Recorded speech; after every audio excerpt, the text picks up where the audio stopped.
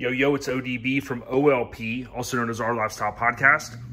And I want to do a video to highlight my favorite hip-hop album of all time, one of the greatest of all time, and kicked off Death Row Records back in 9 Deuce, 12/15/1992, 30 years ago today, if you happen to be a day one viewer. So I've covered in the past at Our Lifestyle Podcast, we talk about 80s, 90s, mini trucks, a lot of different things, but typically around this time of year, I'll do a chronic episode.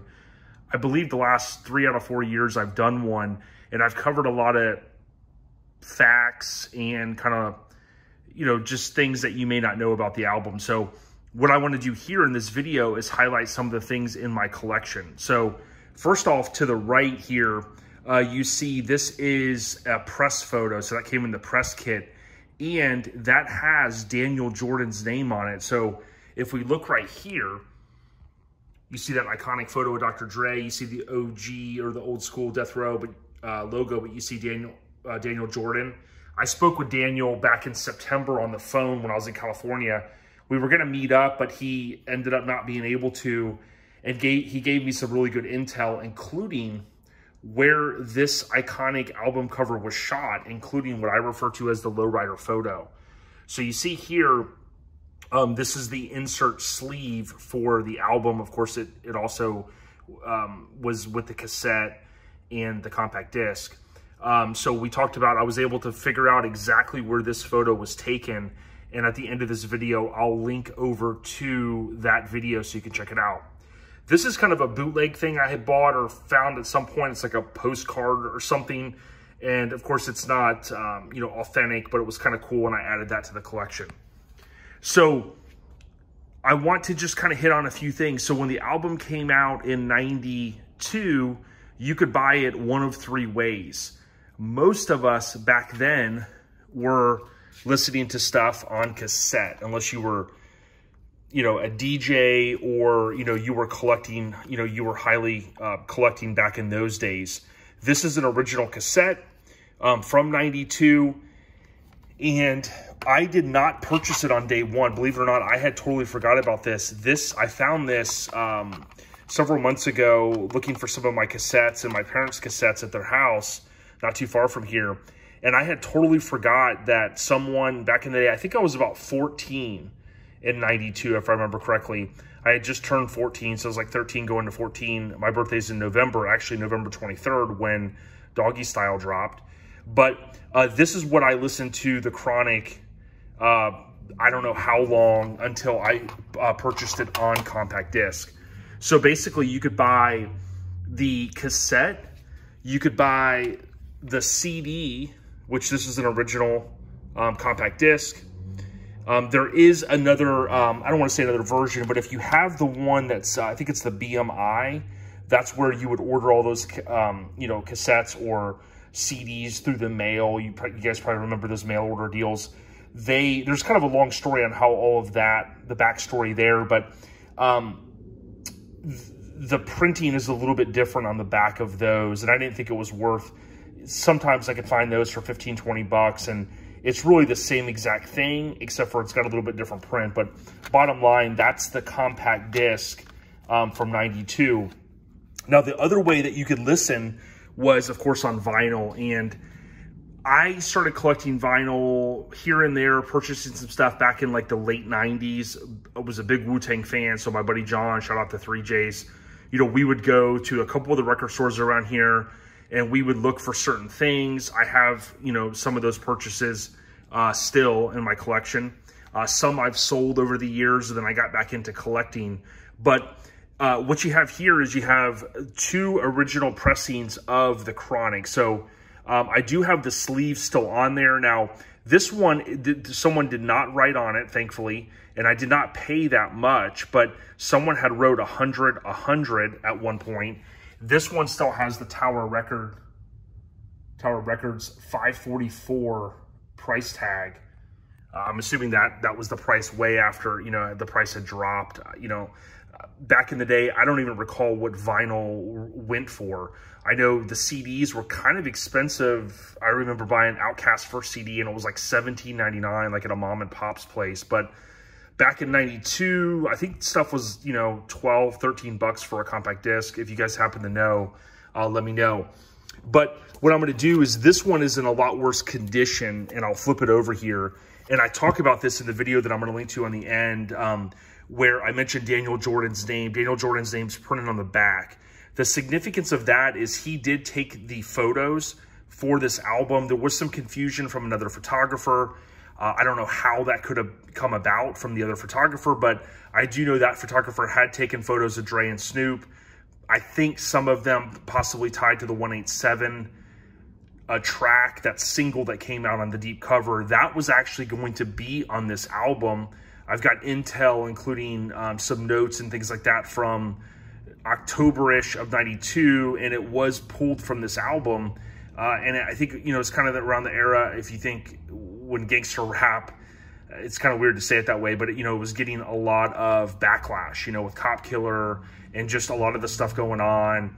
And it was pulled from this album, was going to be on there. I'll probably talk about what the original track listing was going to look like, very similar to this. But the significance of showing you the back here, I'll show you the difference here in a minute. This is the original. This is the digitally remastered, basically reprint that you could buy like at Target or any of these places. Kind of crazy. You can buy this stuff there. But the difference is, over the course of time, the packaging is different. So, you know, here you have all of your credits. And I don't know what the rules are. You know, I don't work in the record industry. I don't know what the rules are in terms of, you know, are you allowed to just remove all this stuff? Or, you know, does the first press have to just have it, then everything subsequently after? But you see the thank yous and things like that down there. And all of the credits. So kind of checking that out. And then you got the cool artwork that ties in. Now, Daniel did tell me, and my fingers are crossed, that he will release some of this stuff. The concept for this original artwork, or the album artwork, if you will, was going to be different. I don't want to say much different because I'm not 100% sure, but I believe he did tell me it was going to be much, much different. And he had shot, I believe, those photos. And you can imagine, you know, nowadays with streaming, I mean, a lot of the cover art and stuff is just a photo, a random photo of stuff. But in this day, you know, the artwork was a huge piece of it. It would help sell it. This one obviously is paying homage to Zigzag. And Daniel, like I said, he does, I believe, have concept photos for how the artwork is originally going to look, and those have never been released, from my understanding. He did post a teaser photo that he tagged me in, or a teaser reel, and I kind of got the vibe, I could be wrong here, but it seemed like it was like a straitjacket. So when I think of that, you know, Dre later was in one of those in one of the videos with what M, I believe it was, where M was in one, and then you know, you think about Natural Born Killers with that him and Cube, you know, that kind of, you know, that crazy concept they were going with in that track was a damn good, one of my favorite tracks. But, you know, if it was like a straitjacket type thing, would have had a totally different vibe. You know, to me, this is really classic, really iconic. And if you look, that photo here, you know, he's obviously facing, you know, this way. This photo here looks a little bit different. He's facing the other way, but Daniel would have taken a lot of photos that day. You know, who knows if it was an hour session or whatever. He has said in a video with one of his friends, how I found him, that this photo here, which is in the inside sleeve, that this photo, you know, Dre didn't have that much more time, and he goes, hey, I want to take a couple exterior, you know, with the Lowrider, and they went out and they took those, and he said it was just a few shots they had taken, and boom. But good stuff there. But just to kind of get back on track, so basically you have the original cassette, you have the original compact disc, and in that era, you basically had the Longbox CD. So when compact discs first came out, and I'm going to put an article to a pretty cool write-up about Longbox CDs. When compact discs first came out, there was this notion that maybe somebody wouldn't want to pay more money for something in a package that small. So the concept, if you think about, you know, a lot of folks come from the era of vinyl, it was like, okay, well, the cassettes were pretty small, but for whatever reason, they came up with this concept to go, hey, let's do this box. And of course, the CD would have only taken up like this much, but it would have given them an opportunity. And if you look back at, I've looked back and I kind of collect photos and I'll see stuff on different pages I follow from like mid 80s, late 80s at record stores.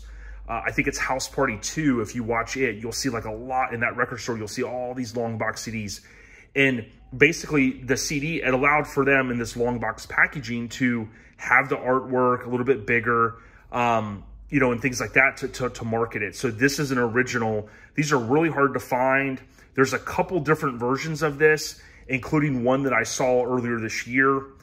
Maybe I'll flash a photo here. The one that I saw still had the shrink wrap on it. It was just torn back for Dre to sign it. And in that version, it does say founding member of NWA, which was later removed from this packaging for whatever reason. There's also a very rare poster that also says founding member of NWA.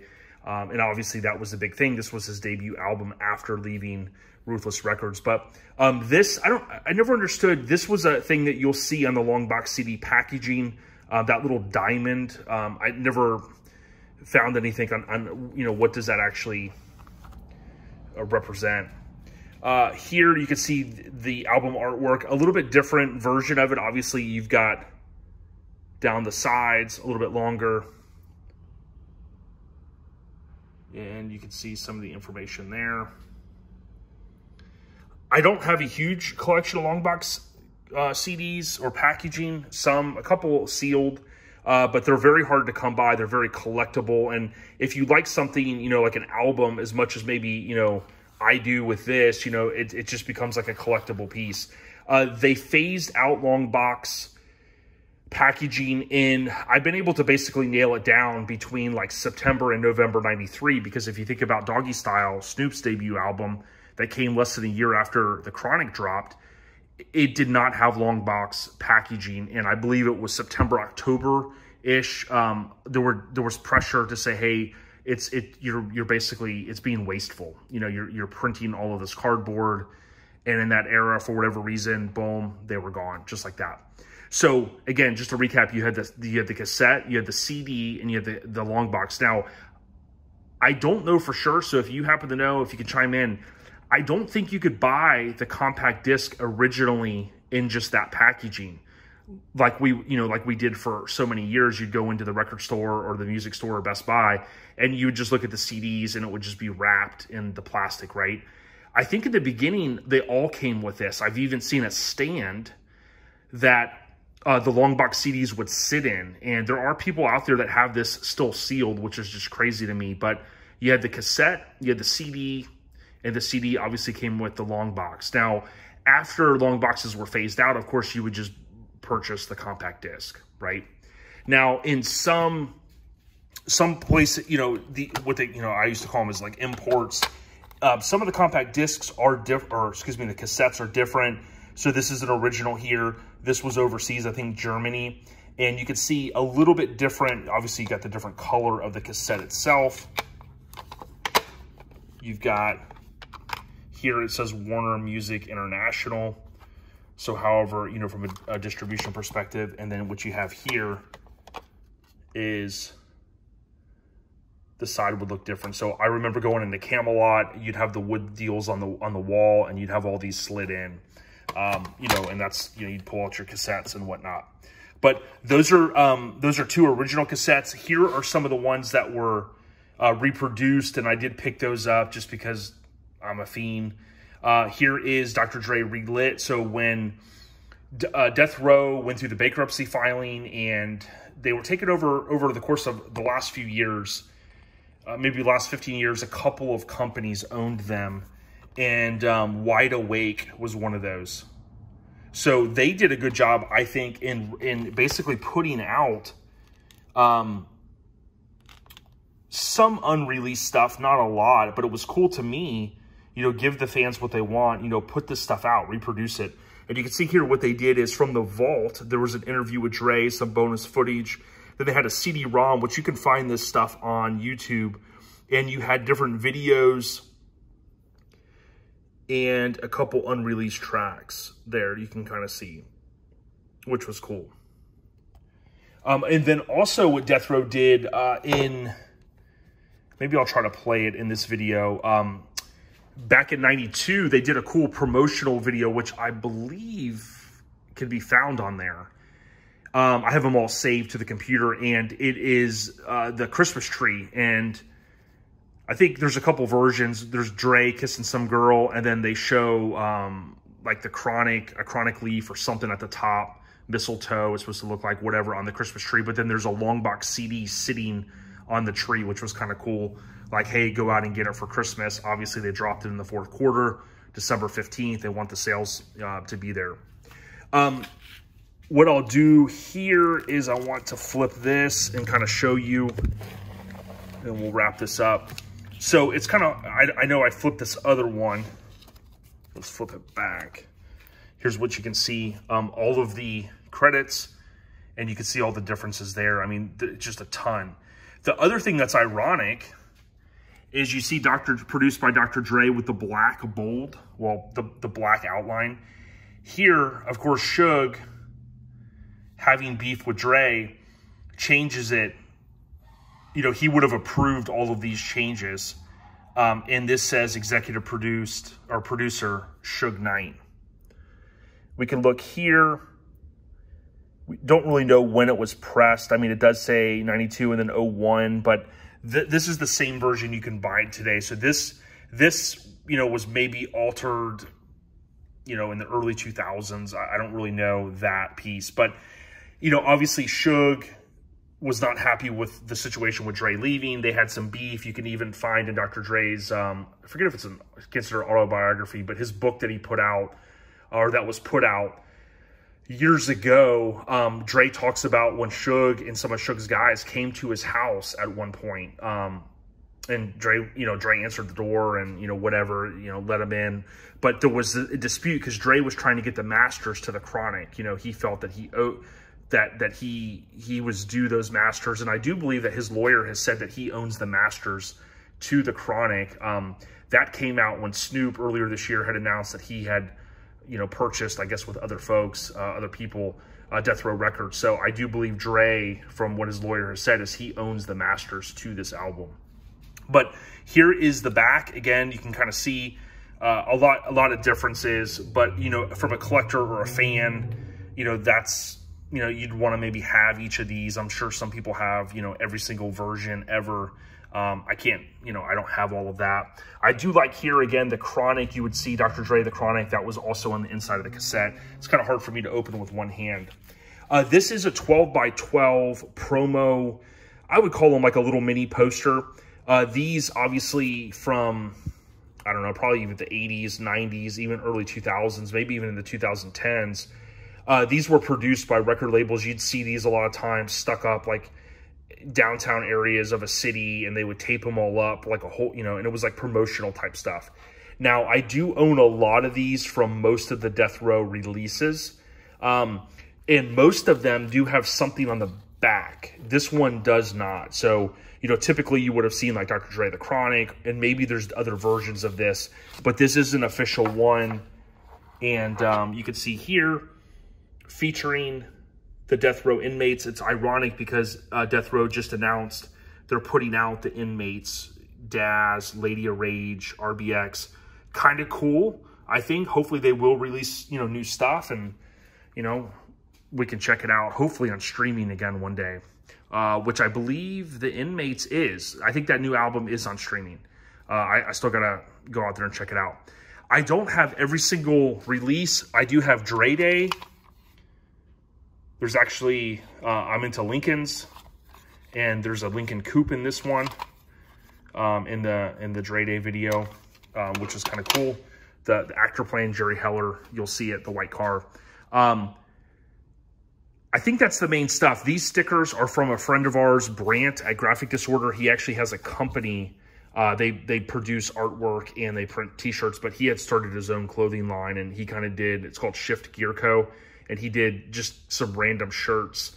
And this was one that he did, Andre's Smoke Shop. So I just kind of keep that with some of the compact discs and whatnot. But I think that's kind of it. You know, I've always loved this photo. I think this era of 92 and even, you know, into Today Was a Good Day and seeing the Lowriders and things like that really got me into cars back in the day, saying, hey, I want to have something like that. That's an Impala. I have a blue Lincoln that's getting airbagged right now.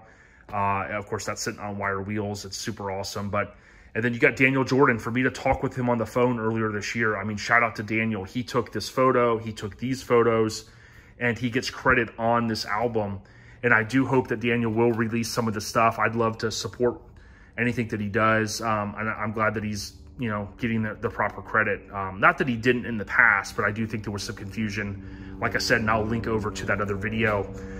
There's a couple videos I've done. I've got a Death Row playlist here that ties into any of the episodes that I've done that ties into Death Row Records, or going on site literally to this spot to figure out exactly where it was shot, to just the story behind the website that had taken credit for taking these photos. They were, of course, incorrect, and then that eventually got taken down, and Daniel gave me that update after he had, I believe, reached out to him. So again, I do have a playlist if you want to click on that. Anything that I've ever done or will do in the future tied to Death Row or Dre or anything from that era will go into that playlist, and you can check it out. But again, not the biggest collection ever.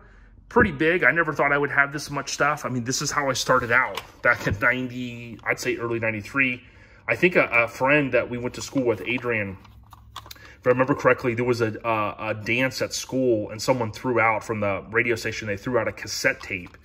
And if I remember correctly, it was this cassette. And I think, well, not this physical one, but it was the whole album. And that ended up allowing many of us probably to dub it. And that's what we did back then. You know, I didn't have a lot of money. My parents weren't going to take me to go buy this album. And that's what we did until I was able to pick it up on compact disc. Appreciate you guys watching. If you stayed all the way through, leave a comment. Let me know what's your favorite track on the album. Do you guys have other stuff that I don't have? Is there anything I should add to the collection? The selection symbolizes dope. Take a tote, but don't choke. All right, y'all. We out of here. Peace.